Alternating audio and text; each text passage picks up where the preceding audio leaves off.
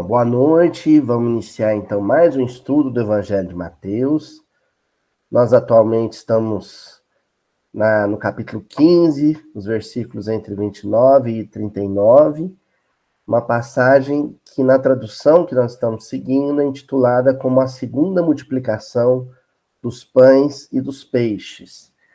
Na semana anterior, no versículo 34, foi um versículo curtinho, e eu peço desculpa ao pessoal de casa que acompanha, que estranhou a minutagem do episódio, um episódio curtinho de 38 minutos, Mas acho que já foi até oportuno, porque o tema, a discussão gravitou justamente em torno do pouco, Poucos minutos, poucos peixes, Que nas mãos de Jesus são multiplicados em bênçãos, Nós falamos até do grão de mostarda, que parece pequeno, mas se amplia.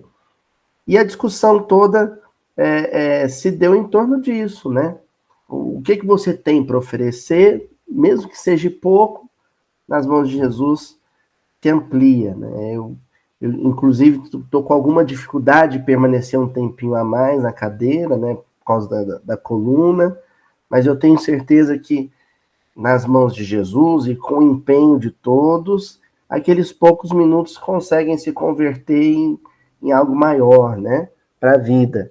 Então, desde a semana passada que nós já estamos falando sobre esse alimento espiritual, sobre a questão do aprendizado, da mensagem, do conteúdo, que mesmo diminuto, mesmo conciso, quando convertido em vivência, em testemunho, se agiganta, Então, a gente está seguindo atualmente na passagem nessa linha de raciocínio. Hoje, nós vamos estudar o versículo 35 do capítulo 15. Após os discípulos afirmarem que tinham 7 pães e alguns peixes, poucos peixes, Então, Jesus mandou a multidão que se assentasse no chão. Esse é o versículo 35. Então, mandou a multidão que se assentasse no chão. A gente vai colocar em destaque esse assentar-se no chão, porque uma das linhas de entendimento da metodologia que a gente tem utilizado, do estudo minucioso, do miudinho, faz menção a um quando, a um tempo, faz menção, às vezes, a um onde, Se era montanha, se era vale, se era deserto. Faz menção a um ofício, a profissão, a um nome. Faz menção a uma ferramenta, a um objeto, a um utensílio, a um tipo de enfermidade, a um tipo de cura. E aqui, especificamente nesse versículo, a menção é feita a uma postura, a uma posição adotada, que pode ser o de pé, pode ser o deitado, aqui um assentado, ou sentado no chão. Parece que desse mato não sai cachorro, como dizemos nós mineiros aqui, em Uberaba, mas as possibilidades de entendimento a partir dessa postura, que Jesus exige da multidão de assentar no chão, são enormes. E isso só quando a gente mergulha nas tradições, nos hábitos, nos costumes do judaísmo no tempo de Jesus. Aí que é importante um pouco de conhecimento, não precisa ser muito, mas um pouco de conhecimento sobre a cultura local e a cultura da época já é o suficiente para a gente conseguir extrair elementos, às vezes, de um versículo curtinho como esse, Então, nós vamos pôr em destaque esse assentar no chão e entender o porquê. Eu trouxe aqui um material de um livro, e eu já vou avisando, que esse livro, eu pelo menos, não conheço ele em português, O acesso que eu tive a ele foi através da biblioteca da USP, Então eu não sei se se ele teria uma versão em português. Mas o inglês não é uma língua muito tão estranha para as pessoas, principalmente quem navega na internet. Hoje nós temos aí os dicionários eletrônicos, dá para a gente se virar, né? Um pouquinho. E esse livro é de um autor, de um historiador do judaísmo, toda a história do judaísmo, né? Que é o Geoffrey Y. Golder. Ele é vamos dizer assim, um benfeitor da cultura judaica no quesito diálogo interreligioso. Vamos usar esse termo, né? Então, o Geoffrey Y. Golder ele é um autor clássico, né? Que fez muito pelo diálogo entre cristianismo e judaísmo, somente o judaísmo antigo, né? Fornecendo para a comunidade cristã elementos, né, informações vitais sobre as tradições do povo de Israel. E nesse livro especificamente, que se chama The Story of the Synagogue, né, tem um trechinho ali que vai ajudar a gente a entender o versículo de hoje. Olha o que ele diz. Originalmente, as sinagogas eram desprovidas de muitos móveis. Os congregantes judeus na Espanha, no Maghreb, que é o norte da África, no Iraque, na Síria, na terra de Israel e no Iêmen, tinham o costume de sentar no chão, que havia sido coberto de esteiras, tapetes e almofadas. Olha o que ele está dizendo, gente. Nas sinagogas da Antiguidade, da Idade Média, sobretudo na região da Ásia e no norte da África, no máximo ali na Península Ibérica, muitas sinagogas, se não todas, ainda conservavam um hábito da Antiguidade na Palestina, em que o frequentador da sinagoga, sobretudo no sábado, ele se assentava no chão para escutar o comentário rabínico. Então, enquanto o rabino falava, as pessoas sentavam no chão, em esteiras, em tapetes, em almofadas. Olha só, o que a gente já está começando a entender do versículo de hoje. Então, na sinagoga, que é um ambiente de oração, é um ambiente de convivência, mas, sobretudo, é um ambiente de estudo, de debate, de reflexão, de meditação em torno da Torá, em torno dos profetas, da Tanar, né? Ali, naquele ambiente, o aprendiz, quem se predispunha a aprender, sentava no chão, enquanto o mestre permanecia na tribuna ou no púlpito da sinagoga, né? Isso aqui, só para vocês conhecerem, né? É uma sinagoga contemporânea. Então, hoje, na modernidade, né, as sinagogas elas têm cátedras, elas têm cadeiras, elas têm assentos, né? Mas é mais ou menos a mesma estrutura da antiguidade. Então, aqui na frente você tem a Torá guardada, né? As escrituras elas se encontram aqui guardadas sobre esse véu, simulando o santo no Santo dos Santos, no templo de Jerusalém, que não existe mais, né? Aqui é a tribuna, onde o rabino vai comentar o livro sagrado, então busca-se a Torá ainda em pergaminho, né? E aqui o rabino faz a leitura, né? E os comentários. E as pessoas, os judeus, eles se assentam nessas cadeiras no entorno. Mas isso é um fenômeno contemporâneo, moderno, né? Na antiguidade, aqui a gente tem, por exemplo, a reprodução da sinagoga de Cafarnaum, né? que tem as ruínas, inclusive, lá em Cafarnaum, ainda tem as ruínas. Eu fui em duas sinagogas na minha vida. Uma sinagoga no Recife, que é a sinagoga mais antiga das Américas, inclusive, que fica na cidade do Recife, e em Creta, né, na ilha de Creta, eu fui numa sinagoga também. Aliás, minto, perdão, gente. Na ilha de Rhodes, eu fui numa sinagoga também, uma sinagoga medieval. E não era isso que vocês estão vendo. Já era uma sinagoga, ou já são sinagogas com assentos, né, com cadeiras. Agora, essa sinagogazinha de Cafarnaum, ó, onde se passaram vários eventos do Novo Testamento, ela tinha essa característica. Aqui é o interior dela, né, inclusive com o piso com pedras vulcânicas, com basalto, né, que era uma característica que é uma característica da região ainda. E aqui esteiras, tapetezinhos, almofadas, que é onde as pessoas se sentavam. E aqui o púlpito, onde a Torá era lida e comentada. Entendeu? Então, ó, a sinagoga que nós estamos mencionando, que o Geoffrey Y. Golder mencionou no trecho do livro dele, é essa aqui. Algumas sinagogas na Ásia, no Oriente Médio, ainda conservam essa característica, né? Eu trouxe aqui um exemplo, uma foto antiga, inclusive, de uma sinagoga, se não me falha a memória, no Iraque. Acho que é no Iraque, né? Olha aqui, as pessoas estão sentadas no chão. Agora, o rabino não. Ele está sentado numa cátedra, numa cadeirinha, né?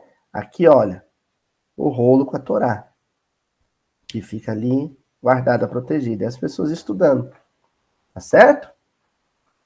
Bom, acho que eu não preciso dizer muito mais sobre o quanto essa informação diz sobre o versículo de hoje. Eu, inclusive, vou retornar, né, para o versículo de hoje, que agora ele faz todo sentido, né, gente? Ó, então mandou a multidão que se assentasse no chão.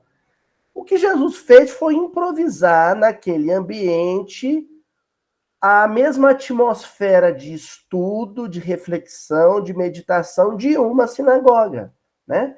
Até porque na tradição do Talmud, a definição de sinagoga ela não é arquitetônica, né? Não é uma descrição, é um prédio assim, assim, assado.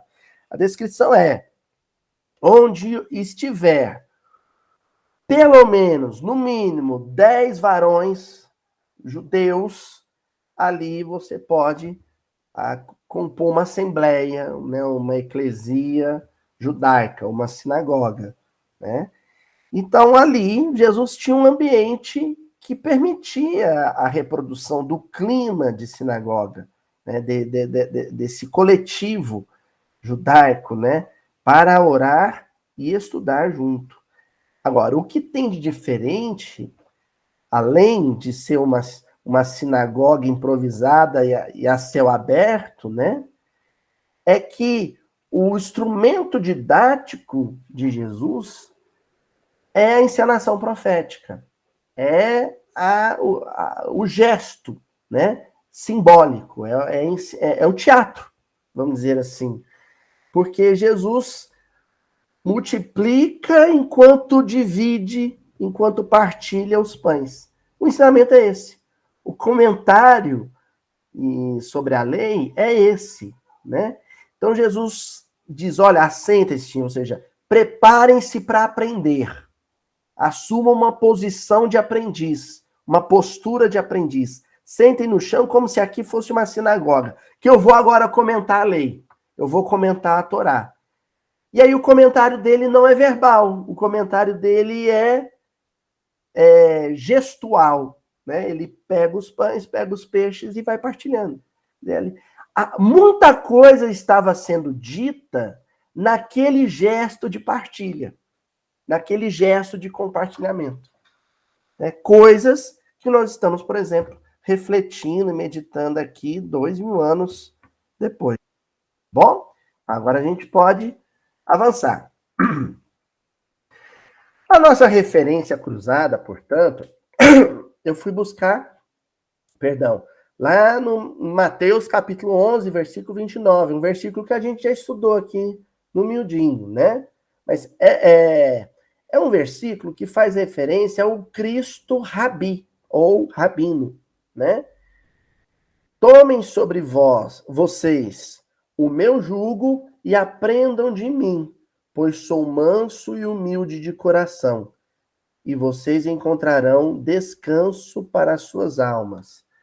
Essa expressão julgo é uma expressão que diz respeito à regra de vida ou à proposta de experiência viva que cada mestre rabino apresentava ao seu discípulo, ao seu aprendiz, né? Então, os grandes mestres, né, por exemplo, a escola de Léo, a escola do Rabino Yohatan. Então, tem essas escolas mais tradicionais da antiguidade e da Idade Média, né? Elas tinham uma linhagem, né? Aqueles aprendizes em que um ia ensinando para o outro em gerações subsequentes, né? Gamaliel ensinava para Paulo aquilo que havia aprendido com Hilel, né? Então, era uma tradição, uma linha de pensamento, de entendimento sobre a Torá, que se convertia em regra de vida, maneira de viver. Isso era chamado de jugo, né? Então, quando Jesus fala, tomem sobre vós ou sobre vocês o meu jugo, vocês são meus aprendizes, a minha linha de entendimento da Torá é essa, e ela inclui ou resulta numa regra de vida, numa maneira de viver, que é o Evangelho, né? E aprendam de mim, aprendam comigo essa maneira de viver, né? Essa maneira de existir no mundo e de conviver com as pessoas. É isso que diz esse versículo, que casa como uma referência cruzada. Quando Jesus pede àquela multidão e aos seus discípulos que se assentem no chão, o que ele vai transmitir ali? O que ele vai passar para as pessoas naquele momento? O seu jugo, né? A sua regra de vida, que é o Evangelho. Tá bom? Bem, vamos começar então a comentar esse tópico central de hoje, né? Ao falar sobre o assentar no chão, nós estamos falando, portanto, de aprendizado, nós estamos falando de postura de aprendiz, né? De vivência aprendiz. E aí eu encontrei no livro Palavras de Vida Eterna, um texto do Emmanuel, no capítulo 95, intitulado Aprendendo. E o Emmanuel, ele vai comentar uma carta de Tiago, no capítulo 1, versículo 22, em que o apóstolo Tiago diz assim: tornai-vos, pois, praticantes da palavra, e não somente ouvintes, enganando-vos a vós mesmos. O que eu quero destacar aqui nesse versículo, primeiramente, antes de apresentar um comentário do Emmanuel, essa antinomia, né? essa posição polarizada entre prática e audiência, né? Entre o praticante e o ouvinte. É possível que um ouvinte seja também um praticante? É possível, mas pode acontecer de não. É bem comum, inclusive, que ele seja só ouvinte e não seja praticante. No entanto, contudo, um praticante inevitavelmente é um ouvinte. O praticante é o ouvinte que saiu da mera audição, da simples audição, que deu um passo além, que adotou para si o jugo do mestre, o jugo do rabi, o jugo do rabino. Entendeu? Então, se eu sou só um ouvinte, eu posso ser um frequentador da sinagoga que aos sábados escutei a preleção do rabino. Agora, se eu me torno discípulo, se eu me torno seguidor, ou seja, se eu adoto a regra de vida, quer dizer que eu não vou somente ouvir os ensinamentos do rabino. Eu vou viver segundo ele, viver segundo a regra de vida dele. Eu vou praticar a regra de vida dele. Entendeu? No caso aqui, o apóstolo Tiago está se referindo a Jesus, né? Tornai-vos, pois, praticantes da palavra, e não somente ouvintes, enganando-vos a vós mesmos. Esse enganar a vós mesmos é quando você diz, eu sou discípulo de Jesus, eu sou cristão, eu sou seguidor de Jesus. Você é um ouvinte da palavra de Jesus, você é um frequentador de palestras públicas, é um leitor de livros espíritas. Mas a pergunta não é essa. A pergunta que o versículo acaba propondo é: você é um praticante da palavra? Você vivencia, experiencia o ensinamento assimilado? Essa é a pergunta fundamental. Uma pergunta oportuna para os nossos tempos. Né? Essa é a pergunta que o cristão tem que se fazer. Eu diria que ninguém, pelo menos quem tem esse interesse todo pelo miudinho, pelo estudo do evangelho, da doutrina espírita, ninguém aqui é marinheiro de primeira viagem, gente. Quem frequenta um grupo como esse há muito tempo, quem segue um canal como esse há muito tempo, quem se interessa por esse tipo de estudo, já se interessa por esse tipo de estudo e já o realiza há séculos. Possivelmente há séculos.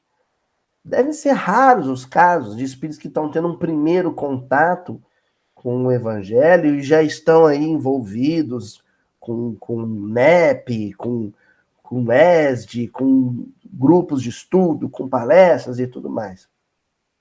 Isso não é novidade para a gente. Né? O que talvez seja novidade é a chamada da espiritualidade para essa família espiritual que se formou, né?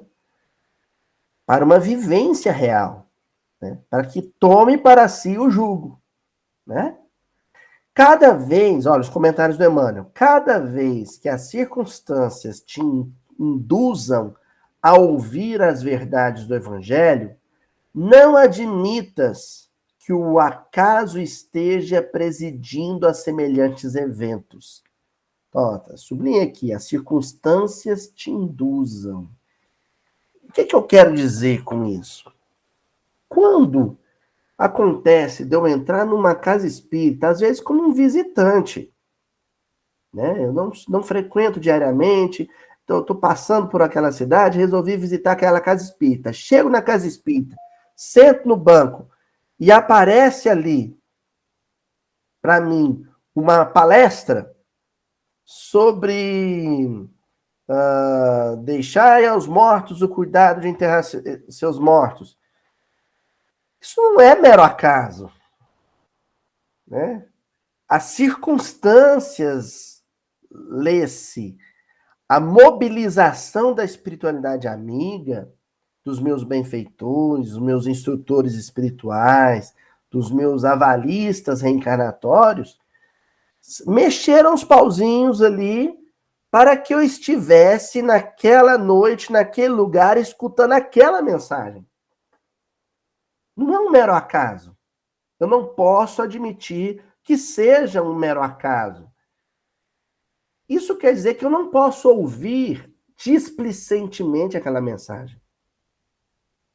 Se um livro chega na minha mão como um presente, ou casualmente, né, tem uma história, né, curiosa aqui, vou pedir permissão nosso amigo Tonzinho para contar aqui uma história interessante, como ele se tornou espírita, né? O Tonzinho, ele tinha que ir, né, o Antônio Nogueira, o Tonzinho, famoso Tonzinho, ele tinha que ir para o trabalho. E aí ele tomava um ônibus ali no centro da cidade, né? O ônibus da firma vinha em pontos específicos buscar os funcionários. E aí ele estava aguardando o ônibus do trabalho, né? E quando olhou numa caçamba de lixo, sabe essas caçambas de restos, de entulho, de construção, ele olhou numa caçamba de lixo, assim, um punhado de livros. E aquilo chamou a atenção dele. Ele se aproximou e começou ali vasculhar ali, ver alguma coisa interessante e se deparou com o Evangelho segundo o Espiritismo. Tonzinho não era espírita, né? Ele pegou o Evangelho segundo o Espiritismo e se interessou ali pelo primeiro título, pela primeira mensagem que ele leu, aguardando o ônibus, entrou no ônibus lendo, foi para o serviço, voltou lendo, leu o Evangelho segundo o Espiritismo, o primeiro livro dele. né? Tornou-se espírita. Ali ele já conhecia a nossa casa, o Grupo Espírita de Persanufo, porque morava perto, tomou a decisão de visitá-la a primeira vez, já frequentou, já levou a esposa, a Maria, né? E se tornou um Tonzinho do Mildinho. Quer dizer, há um mero acaso no fato de ele encontrar numa caçamba de lixo o Evangelho segundo o Espiritismo? Não, foi um reencontro, né? Então, quer dizer que a leitura que ele deveria realizar desse livro não poderia ser displicente. Tinha que ser uma leitura atenta, como foi, né, Tonzinho? Uma leitura atenta, compenetrada. Nenhum ensinamento espiritual vai chegar até mim, não importa o veículo, o canal de mídia, se é um áudio, se é um vídeo, se é uma palestra ao vivo, se é um livro, se é uma mensagem avulsa, se é uma conversa com um amigo num ponto de ônibus. Nenhum ensinamento espiritual chega até mim como um acaso que eu devo menosprezar. Não. Olha o que o Emmanuel comenta em seguida. Forças ocultas estarão acionando a oportunidade a fim de que te informes quanto ao teu próprio caminho. Não te faças, pois, desatento, porquanto a breve espaço serás naturalmente chamado pela vida para testemunhar.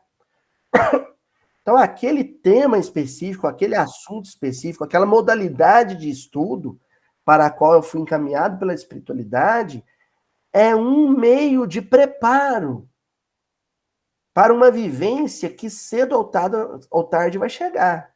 Em algum momento eu vou me deparar com um aprendizado concreto, em que aquilo que eu ouvi, que eu li, vai ser posto à prova, né? Então, a espiritualidade vai acionar a oportunidade. Agora, o aproveitamento corre por minha conta. O aproveitamento daquela circunstância pensada e arquitetada e construída pelos bons espíritos, o aproveitamento disso é responsabilidade minha. Eu posso ser desatento, displicente, né? Negligente ou não. Livro Fonte Viva, livro de Emmanuel, também o capítulo 1, ante a lição. Olha o que Paulo vai dizer na segunda carta a Timóteo, capítulo 2, versículo 7. Considera o que te digo, porque o Senhor te dará entendimento em tudo. Só um instante, gente.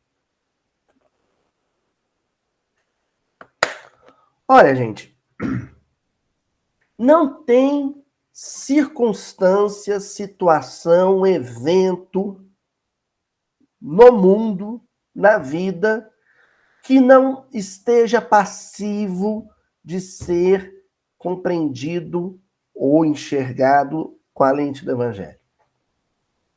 O Evangelho, ele explica e comenta tudo. Tudo. Não tem tema que não possa ser debatido à luz do Evangelho. Então, isso acaba um pouco com aquela coisa da polêmica, né?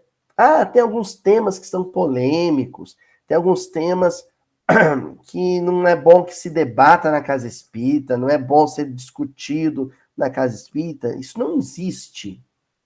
Não existe. Você pode sentar num grupo de estudo e debater o último episódio do Big Brother Brasil, pode debater o último episódio da novela, pode discutir uma notícia do Jornal Nacional, né? Eu, particularmente, não assisto Big Brother, não, né, novela eu assisto demais, adoro novela, ultimamente não ando muito fã, não, e assisto jornal. Mas, se acontecer de cair na mão, né, a gente não vai desperdiçar a oportunidade. Porque o Paulo está falando que é entendimento em tudo. À luz do Evangelho. À luz do Evangelho. Um episódio de suicídio Pode ser comentado à luz do Evangelho. Um episódio de corrupção pode ser comentado à luz do Evangelho. Um namoro de adolescentes pode ser comentado à luz do Evangelho. Né? Um concurso, uma redação do concurso vestibular pode ser comentada à luz do Evangelho. O Evangelho, ele sacraliza, purifica e sacraliza tudo. Tudo. Absolutamente tudo. Por isso, Emmanuel vai dizer, ante a exposição da verdade, não te esquives à meditação sobre as luzes que recebes. Não perca, ele está dizendo, não perca a oportunidade de meditar sobre algo à luz do Evangelho.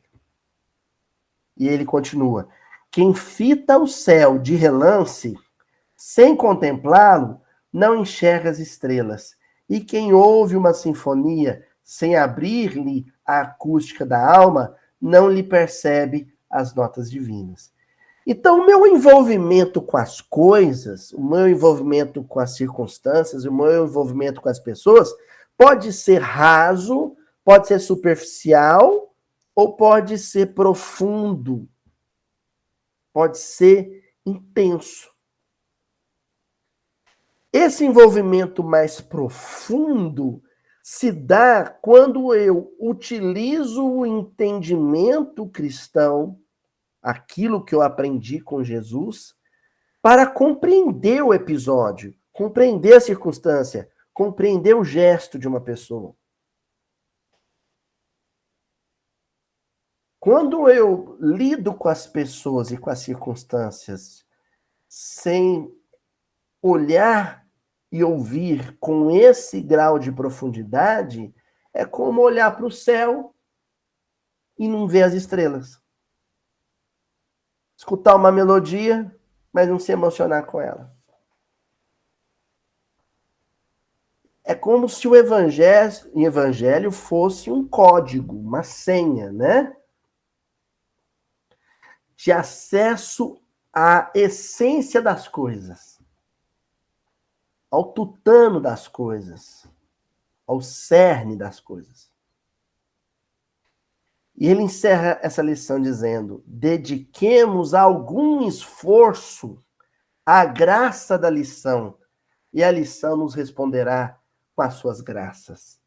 Então, é claro que, quando Jesus mandou aquela multidão se assentar na relva do campo, né, daquela colina, ou nas areias do deserto, que é o que nos parece, quando ele manda aquela multidão se assentar, é claro que teve pessoas que abriram o ouvido espiritual, os olhos espirituais, para assimilar o ensinamento contido no gesto da partilha, mas alguém ali estava distraído. Alguém ali cutucou o colega do lado e falou, não entendi nada do que ele fez. O que é isso que ele está fazendo ali, partindo pão? Ou ficou mais maravilhado, né, com a multiplicação, com o entusiasmo de que haveria comida, do que com o sentido contido no gesto, né? Como diria Oswaldo Montenegro, né? Que amava como amava um pescador que se encanta mais com a rede que com o mar. Então, esse olhar displicente, superficial, raso, é do pescador mais entusiasmado com a sua rede do que com a amplidão do mar que ele navega, né? Livro Caminho, Verdade e Vida, mensagem de Emmanuel, no capítulo 159. A quem segues? E aí o Emmanuel começa comentando uma carta de Paulo aos Efésios, a carta dele aos Efésios, capítulo 4, versículo 20, em que Paulo diz, mas vós não aprendestes assim a Cristo. Então, aqui, esse não aprendestes assim, é como se o Paulo estivesse nos sugerindo um paralelo, um exercício de paralelo constante entre aquilo que eu aprendo com o mundo e aquilo que eu aprendo com Cristo. Porque as coisas que eu aprendo com as sensações do mundo, com os sensuais do mundo, né? Aí a gente fala de sensualidade ligado às sensações, né? Uma pessoa sensual é uma pessoa, né? A gente dá a conotação da pessoa charmosa para, né, os atrativos românticos. Não é isso só, né? O sensual é aquele que vive para o dinheiro, para o poder, para a comida, para o repouso, para o sexo, né? Para o poder, para a autoridade, né? Para as conquistas do mundo. É aquele que está mais preocupado com as sensações. Então, aquilo que eu aprendo com o mundo e com as pessoas sensuais do mundo, ou sensualizadas do mundo, aquilo é imediatamente antagônico ao que eu aprendo com Cristo. Porque não há acordo entre esses dois senhores. Não há acordo entre a lei e Mamon, por exemplo. Não há acordo entre os deuses do mundo e o Deus de Abraão, Isaac e Jacó. O Deus Abba, né? O Deus Pai de Jesus. São coisas que não convergem, né? Que não se afinam. Então, o Paulo diz, olha, o que você tem aprendido na vida é vivendo as sensações do mundo ou olhando para o mundo com os óculos de Jesus? O Emmanuel vai comentar esse versículo dizendo assim: o aprendiz menos centralizado nos ensinos do mestre acredita que pode servir a dois senhores e, por vezes, chega a admitir que é possível atender a todos os desvairamentos dos sentidos sem prejudicar a paz de sua alma. Então, o aprendiz menos centralizado nos ensinos é o sujeito que erra o alvo, tem uma mira espiritual ruim. Ele erra o alvo. Né? Por quê? Porque está distraído, desatento. Né? Porque em algum instante se deixou levar pelo embalos, né? Os embalos de sábado à noite, né? Uma referência à curtição do mundo, né? Aos prazeres do mundo, aos deleites do mundo. Você perde o foco, você perde o seu alvo e passa a assimilar o que o mundo tem a te oferecer. Você vai aprender as coisas do mundo. Só que as coisas do mundo, elas só servem para o mundo. Elas não servem para a eternidade. Para os dramas daquilo que sobrevive ao corpo, que é o espírito. Não servem. Daí o Emmanuel chama esse aprendiz de menos centralizado nos ensinos do mestre. Né? E ele acrescenta em seguida: valem-se de certos filósofos improvisados que conferem demasiado valor aos instintos. E eu achei genial, assim, como o Emmanuel foi visionário nesse comentário, né? Porque quando a gente entra nas redes sociais, o que a gente mais encontra são filósofos improvisados, né? No YouTube, né? Nos grupos de WhatsApp, nos Facebooks e Instagrams, né? TikTok da vida, você tem ali o filósofo improvisado, o pseudo-sábio, né? Alguém que tem um carisma, que tem uma lábia danada, que tem, né, um jeito de argumentar, né, com frases muito bem arranjadas e que seduz por uma suposta sabedoria, né? Alguns, inclusive, começam a monetizar isso, né? Se tornam grandes palestrantes desses mega eventos empresariais. Aqueles caras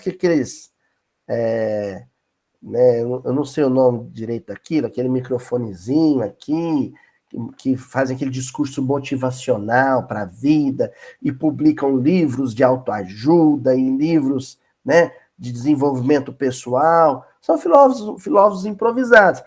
Mas, Luiz, a sabedoria não é real? Não, porque é uma sabedoria para o mundo.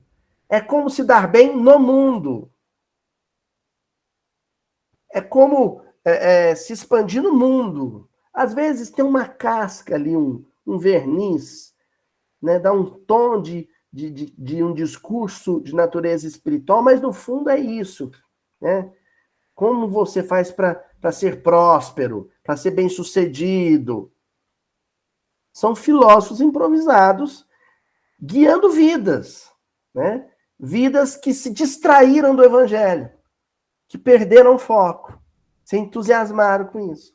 Né? Por isso, Emmanuel encerra essa lição dizendo: poderão recorrer aos conceitos dos pretensos sábios do mundo. Entretanto, Jesus não ensinou assim. Jesus não ensinou assim. Vou deixar no ar, porque aí cada um que assistir esse vídeo tira suas conclusões, né? Tem muitos sábios, assim, que encantam muitas vezes, inclusive, as pessoas que estão no movimento espírita e se entusiasmam em aquele autor, aquele orador, aquele, né, coach. Compara. Põe lado a lado, mas não põe lado a lado só o que fala, põe lado a lado o jugo, o estilo de vida, a maneira de viver. Pega o Cristo, pega esse, né, filósofo improvisado, coloca um do lado do outro, olha a maneira como um vive e a maneira como o Cristo vivia. Se o jugo for diferente, você tem que fazer a escolha. Porque Paulo vai estar ali no meu ouvido dizendo: não aprendestes assim com Cristo. Emmanuel vai estar dizendo: Jesus não ensinou desse jeito. Essa regra de vida, esse jugo, essa vida de conforto, de luxo, de prosperidade, de sucesso, isso aí não tem nada a ver com Jesus. Não tem nada a ver com Jesus Cristo. Né? Arma não tem nada a ver com Jesus Cristo. Poder não tem nada a ver com Jesus Cristo. Dinheiro não tem nada a ver com Jesus Cristo. Certo? E aí, chegamos no capítulo 1 do livro União em Jesus. Aos aprendizes do Evangelho. Aprendizes do Evangelho, diz o Emmanuel, não vos esqueçais de que nos achamos na terra ante o esplendor da nova era, carregando a sombra de velhas necessidades. Então, eu já acho forte ele nos chamar, o leitor, né, de aprendiz do Evangelho. Ele nos situa. Você está sentado na relva, está sentado no deserto, ouvindo Jesus falar, aprendiz do Evangelho. E aí ele completa esse parágrafo dizendo: dignificai o estudo, submetei-vos ao trabalho, aprendei a obedecer para saberdes dirigir. Dignificai o estudo. O estudo digno, gente, é o estudo atento, é o estudo compenetrado. Mas o estudo compenetrado não é aquele que exige uma atenção cognitiva somente. É, sobretudo, acima de tudo, aquele que exige um envolvimento emocional com o ensino.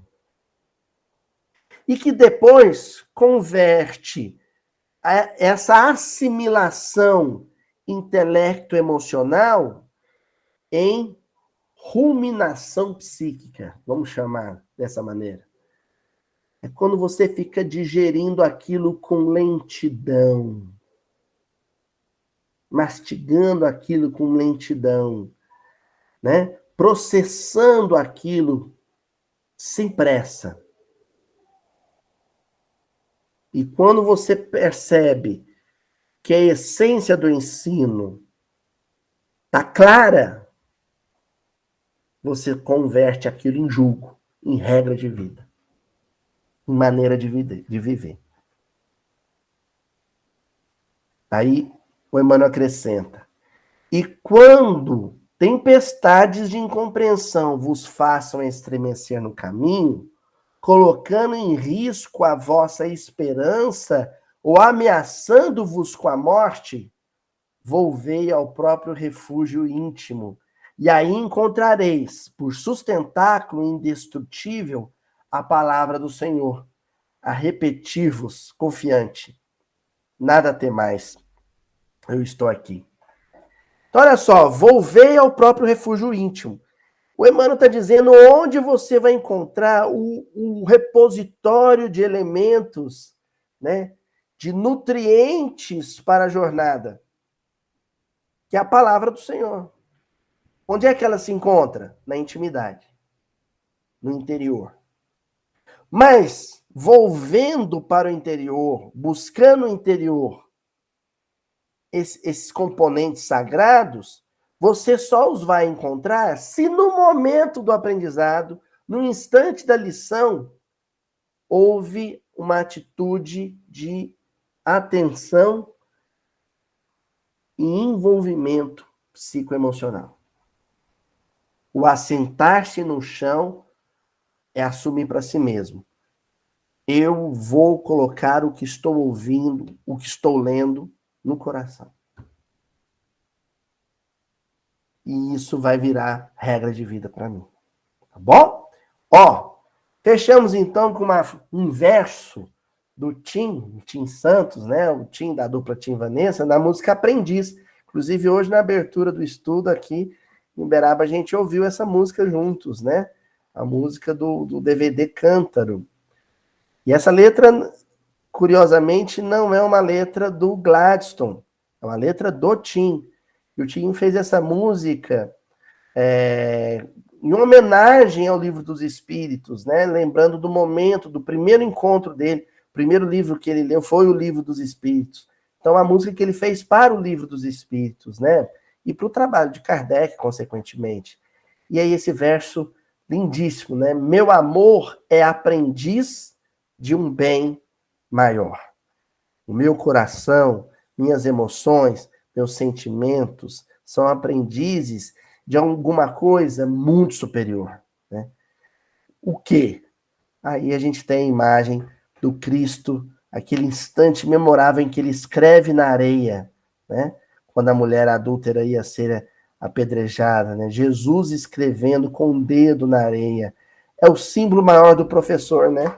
Do rabino, do mestre, de quem ensina, né? É a atitude de um professor escrevendo numa lousa, né?